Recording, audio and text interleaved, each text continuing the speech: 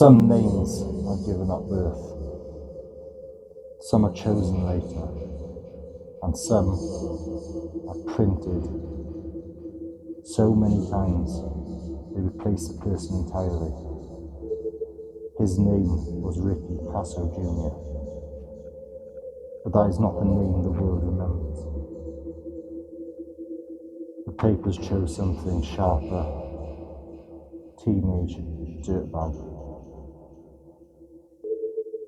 2 words: small, disposable, easy to spit out, harder to understand. Northport, Long Island, tree-lined streets, garages half open, mothers calling children in before dark. Kind of place that believes tragedy belongs somewhere else. Big cities, broken homes, other people. Not here. Never here.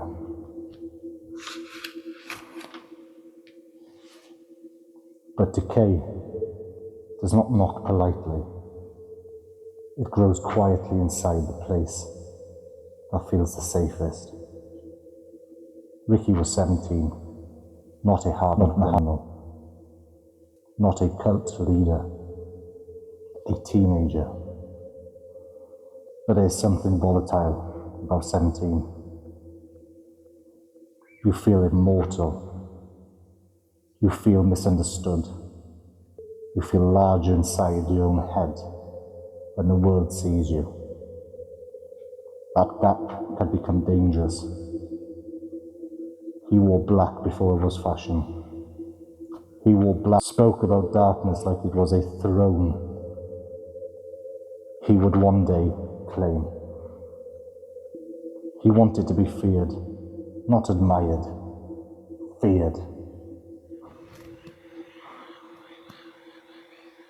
I know.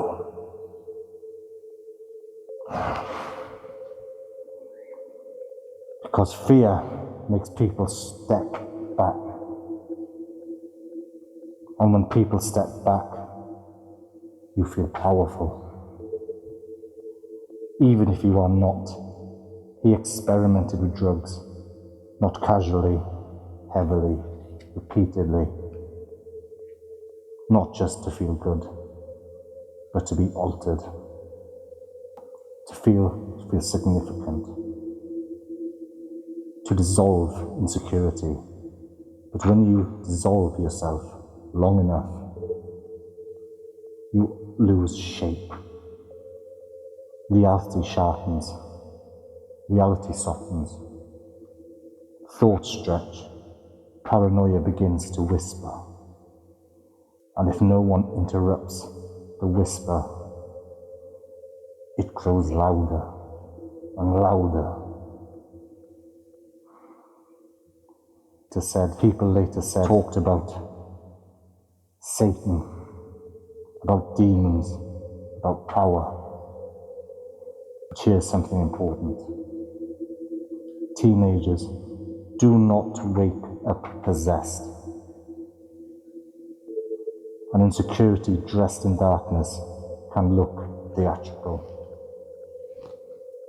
But if you feed that performance long enough,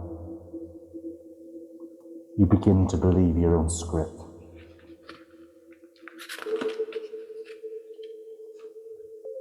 There was another boy, Gary Lowers, 17, a name that should be spoken clearly. He walked into the woods one summer night in 1984. He trusted someone he knew. That trust did not return with him. The woods kept the rest. But understanding this, he did not expect danger.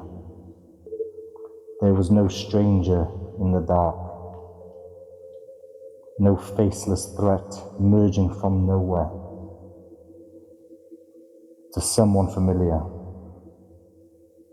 Someone he had stood beside before. And when violence comes from someone you recognize, it fractures more than safety. It fractures belief. The act itself, not a sudden flash of anger, escalated, fueled by ego, warped by intoxication. A teenager trying to prove he was powerful to another teenager who did not understand what was happening. There was no confusion, there was no disbelief. There was just a moment where reality must have just felt wrong. That confusion is what lingers, not spectacle. Confusion. Because what matters is not the detail, it is the betrayal. Ricky believed he had been wronged, accused, disrespected. And once a fragile ego convinces itself, it stands above consequence, the line fades. Not in a dramatic explosion, in a quiet decision, a shift, a moment where fantasy stops being fantasy. That is where most tragedies begin. Not with chaos, with permission.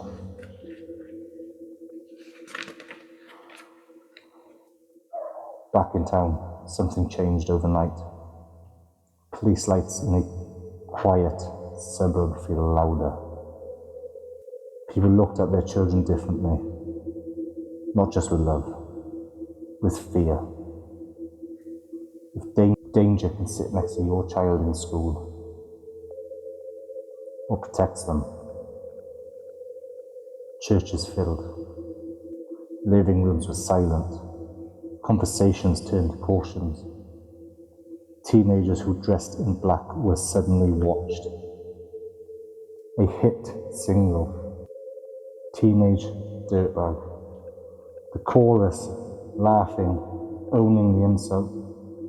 Most of them unaware of the phrase once sat heavy over a crime scene. A name that once described a boy unraveling in a town that thought it was immune.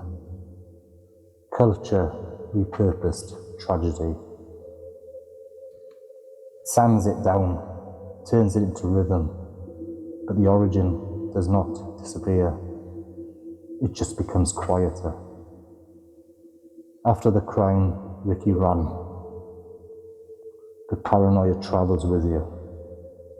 When drugs have bent your perception long enough, every shadow feels like pursuit. He was found within days, agitated, unsteady, not powerful, not grand, just fractured. His story did not stretch to years of courtroom drama. It ended quickly. 17 years old, alone in a cell, a mind collapsing inside.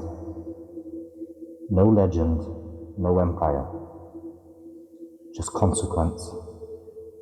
Now listen carefully. The darkness in this entry does not ritual. It is not symbols. It is not mythology. It is erosion. Erosion of identity. Erosion of accountability. A boy who wanted to be feared. A town that dismissed warning signs. A culture that turned collapse into a nickname. This is how patterns form. Remember the imbalance. One name became a headline. One name became a lyric. One name faded into footnotes.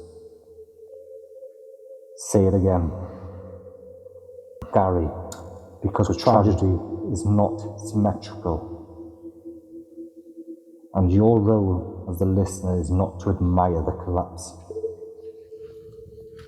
It is to recognize the warning, Close the book. Let the silence sit, because silence is heavier when you understand what causes it.